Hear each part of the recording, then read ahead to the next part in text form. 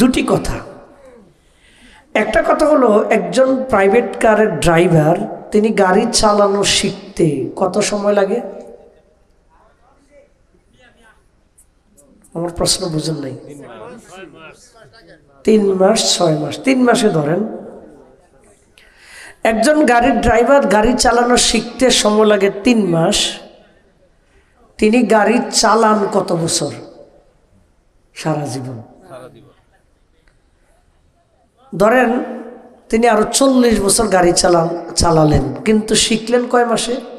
3 মাসে। একজন ডাক্তার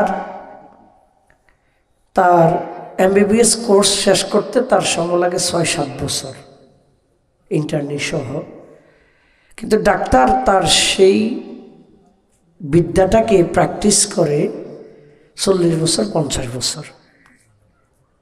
সকল পেশা সকল জ্ঞানের ক্ষেত্রে এটা।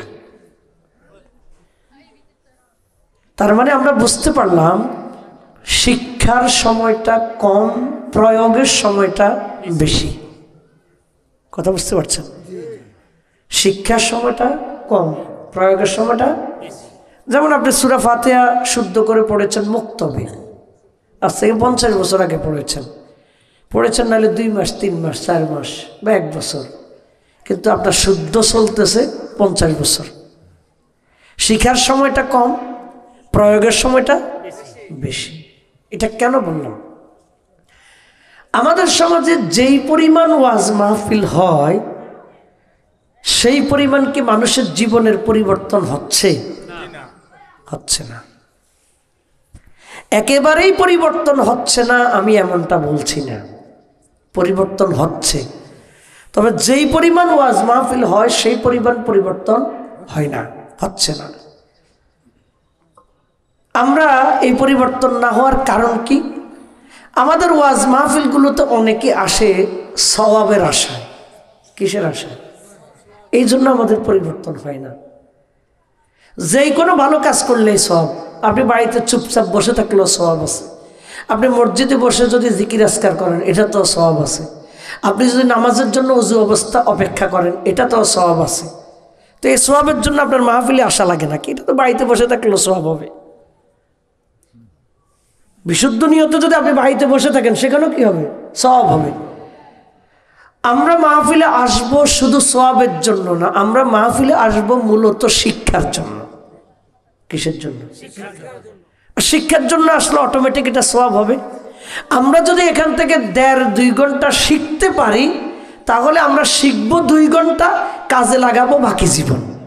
পারবো ইনশাআল্লাহ? তখন জীবনের পরিবর্তন আসবে। নতুবা সওয়াবের আশায় আসবো আর যাবো, জীবনের কোনো পরিবর্তন হবে না। আমার কথাটা কি বুঝে আসছে কিনা? আপনারা যদি আমার সাথে থাকেন, 10:20 থেকে কথা শুরু করছি, এখন 10:31, 11 মিনিট বাজে। সাধারণত আমি 1.5 ঘন্টা কথা বলি। 1.5 ঘন্টা কথা বললে 11:50, আর 1 ঘন্টা 19 মিনিট আছে। আপনারা যদি শেষ পর্যন্ত মনোযোগ দিয়ে থাকেন একটা আয়াতকে কেন্দ্র করে, আশা করা যায় আমরা কিছু জিনিস শিখতে পারবো। শিখতে রাজি আছি ইনশাআল্লাহ? আল্লাহ তাআলা তৌফিক দান করুন। এটা হলো আমার একটা কথা। দ্বিতীয় কথা হলো, আপনি এখান থেকে রাজেন্দ্রপুর গিয়ে ঢাকা ময়মনসিংহের হাইওয়েতে উঠবেন। এখানে একটা 4 লেন হাইওয়ে, 4 লেন বিশিষ্ট হাইওয়ে রাস্তা। এই রাস্তাটা করছে যে বেশি দেরি হয়নি, 6-7 বছর হবে মনে হয়। এই যে 4 লেন একটা রাস্তা করলো, রাস্তাটা কি আঁকা বাঁকা নাকি সোজা? ম্যাক্সিমামই সোজা, মাঝে মধ্যে 2-1টা বাঁক আছে, তাও বড় বাঁক না, বেশিরভাগই কি সোজা। এই রাস্তাটা যখন করেছিল, এই সোজা রাস্তাটা কি সোজা ছিল নাকি রাস্তার ম্যাপ বরাবর 3 তলা 4 তলা বিল্ডিং, দোকানপাট, বাজার, হাট ছিল কিনা? তাহলে এই রোড করার সময় কর্তৃপক্ষের দরকার ছিল 3 তলা বিল্ডিংকে 3 তলা জায়গা মতো রেখে দিবে, 4 তলা বিল্ডিংকে 4 তলা জায়গা মতো রেখে দিবে, রাস্তাকে কখনো একবার ডান দিকে নিবে, কখনো একবার বাম দিকে নিবে, রাস্তা ডানে বামে যাবে, তবে বিল্ডিং যাতে ক্ষতি না হয়, এটা দরকার ছিল কি? কর্তৃপক্ষের দরকার এটা ছিল যে রাস্তা প্রয়োজনে ডানে যাবে, প্রয়োজনে বামে যাবে, কিন্তু বিল্ডিং জায়গা মতো থাকবে। তাহলে এটা কি কোনো হাইওয়ে রাস্তা হতো? এই কথাটা আমি কেন বললাম? আমরা প্রতিদিন আল্লাহ তাআলার কাছে হিদায়াত চাই, ইহদিনাস সিরাতাল মুস্তাকিম। আল্লাহ তাআলা আমরা আপনার কাছে একটা সরল সঠিক সোজা রাস্তা চাই। আমরা বলছি আল্লাহর কাছে সোজা রাস্তা চাই, আল্লাহর সোজা রাস্তার মধ্যে শয়তান বসা। সোজা রাস্তার মাঝখানে কি বসা আছে? শয়তান বাধা দিচ্ছে। আমাদের সুদ ঘুষ অপরাধ এই সোজা রাস্তার মধ্যে বাধা হয়ে দাঁড়াচ্ছে। এখন আমাদের অবস্থাটা কি? আমাদের অবস্থা হলো আমরা যেভাবে আছি এভাবেই থাকবো, আল্লাহর রাস্তাকে বাঁকা করে দিতে চাই। এটা হলো আমাদের অবস্থা। মানে নিজের চরিত্র পাল্টাতে রাজি না, বরং সে কি করে? আল্লাহর রাস্তাকে কি করে দিতে চায়? বাঁকা করে দিতে চায়। তো তিনতলা বিল্ডিংকে তিনতলা বিল্ডিংয়ের জায়গা রেখে চারতলা বিল্ডিংকে চারতলা বিল্ডিংয়ের জায়গা রেখে রাস্তাটা যদি করা হয়, এটা কি কোনো হাইওয়ে রাস্তা হবে? তা আপনার আমার চরিত্র যদি আগের মতোই থাকে আর আল্লাহর রাস্তাকে যদি একবার ডাইনে নিয়ে যাই আরেকবারে বামে নিয়ে যাই, আমরা কি হেদায়েতের পথে থাকতে পারবো? কিন্তু আমাদের অবস্থাটা হলো এমন। এই জন্য কোনো খতিব সাহেব যখন সুদের বিরুদ্ধে বলে, ঘুষের বিরুদ্ধে কথা বলে, এমন কথা বলে যেই কথাটা যারা আল্লাহর জমিনে আল্লাহর আইনের পরিবর্তে বাপ দাদা অমুক তমুকের আদর্শ প্রতিষ্ঠা করতে চায়, খতিবের কথা যখন তার নীতির বিরুদ্ধে যায়, তখন কি করে? নিজের চরিত্র পাল্টাতে রাজি হয় না, বরং জোর করে খতিবকে পাল্টাইয়া ফেলে। মানে খতিব পাল্টাবে, নিজের চরিত্র পাল্টাতে রাজি না। আপনারা বাইরে কথা বলবেন না প্লিজ।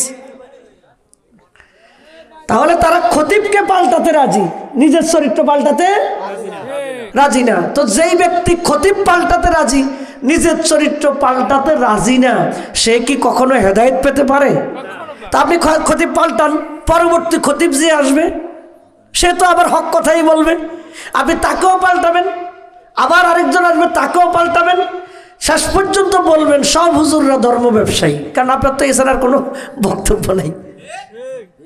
বলে না সব হুজুররা ধর্ম ব্যবসায়ী। আজকে আয়াতের তাফসিরে মানে আমরা জানবো কিভাবে আমরা আমাদের ইমানের সাথে বিশ্বাসঘাতকতা করছি। তাহলে আমরা আল্লাহর সোজা রাস্তায় চলতে চাই। রাজি আছি ইনশাআল্লাহ? আল্লাহ তাআলা তৌফিক দান করুক। আল্লাহুম্মা আমিন।